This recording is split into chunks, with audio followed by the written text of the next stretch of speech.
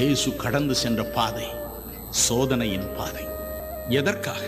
நீங்களும் நானும் இந்த உலகில் சோதனைகளை கடந்து செல்லும் பொழுது நம்முடைய மனநிலை எப்படி இருக்கும் என்பதை உணர்ந்து கொள்வதற்காக, நம்முடைய வேதனை எப்படி இருக்கும் என்பதை உணர்ந்து கொள்வதற்காக, அந்த நேரத்தில் நமக்கு உதவி செய்வதற்காக.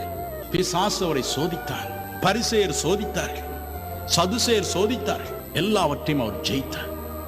ஆகவே நாம் சோதனைக்குள் அகப்படும் பொழுது, அவரை நோக்கி கூப்பிடும் பொழுது, 1 கொரிந்தியர் 10:13 சொல்கிறது, சோதனையோடு கூட சோதனைக்கு தப்பும்படியான ஒரு வழியையும் திறப்பார். சோதனையின் வழியில் அவர் கடந்து போனதினால் சோதனையிலிருந்து தப்பும் வழியையும் அவர் அறிந்திருக்கிறார், நமக்கு உதவி செய்கிறார். What a privilege it is. எனக்கு அருமையானவர்களே, சோதனைகள் வராமல் இந்த உலகில் வாழ்வது கடினம். என் அருள்நாதர் சொல்லி போனார் யோவான் 16:33, இந்த உலகத்தில் உங்களுக்கு உபத்திரம் உண்டு,